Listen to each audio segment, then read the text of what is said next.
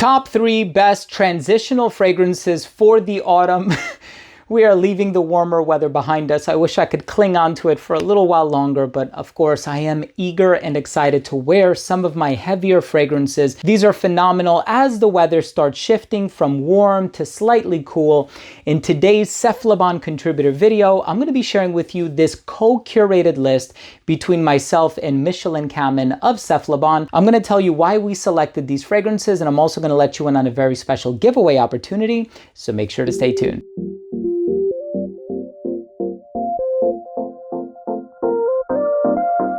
Now, before I begin today's episode and I tell you about these 3 fantastic transitional fragrances as we go from hot to cold, I'll tell you why I enjoy them so much, and I'll also tell you about the giveaway. But before I start the video, I do want to mention that if you're a fan of fragrance-related content, and of course, if you love smelling your best, click subscribe, hit the bell, and give this video a thumbs up for the YouTube algorithm. It would really mean a lot to me. Now, of course, if you want to participate in the giveaway, and there's a very, very exciting giveaway happening at the moment, it's such a simple, streamlined process as well. The only thing you need to do is go on over to cephalabon.com. It's going to be the first link down below in the description box. I made it easy for you. After you go to the website, you should already be a registered reader if you've participated in one of these giveaways before.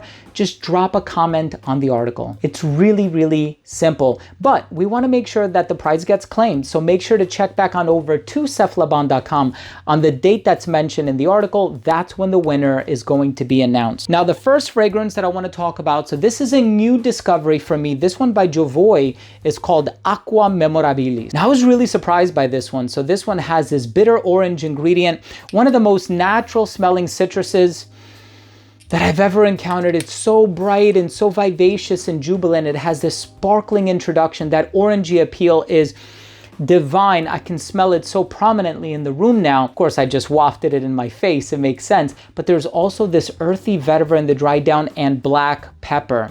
You do have some woods. You have a lot of ingredients in here that are sort of grounding it, serving as fixatives, securing the longevity. So this is a phenomenal cold weather fragrance that is also a hot weather fragrance as far as it pertains to the notes and the compositional nature. We think of citrus, we think of hot weather, but this one has the sustenance and the tenacity. So I really appreciate that. Now, the next one, I also really, really enjoyed this fragrance too. I've been talking about this fragrance for a few years now. And this one is a phenomenal coriander, beeswax, and tobacco fragrance with some orange blossom. There's a touch of patchouli in here as well. Field Notes from Paris by Inica. This one comes across smelling sophisticated.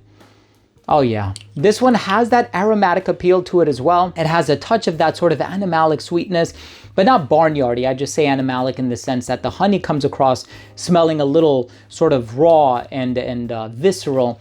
It's such a beautiful fragrance. And this one, longevity is solid.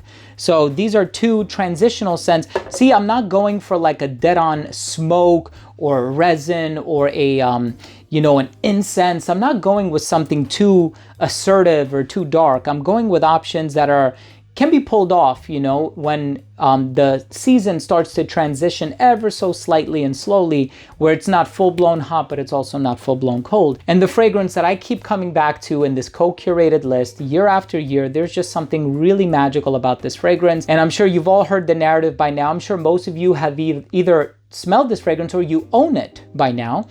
And this one has this cinnamon, apple, sweet vanilla, tonka bean type of a vibe.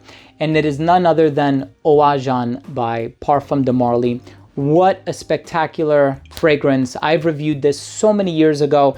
And despite the passage of time, this is such a phenomenal fragrance that to this day, I still absolutely love. So let me know, which fragrances are you going to be wearing during this transitional period or phase of the year? And of course, if you've tried any of these, drop your comments down below. Always curious to gather your thoughts. And once again, visit cephalabon.com. First link down below in the description box. Do not miss your opportunity to win one of these phenomenal fragrances. Thanks again for watching. I love you all. If you took anything of value from today's episode, hit subscribe, hit the bell, and give this video a thumbs up. Thanks again for watching. I love you, and we'll see you tomorrow with a new episode. Bye.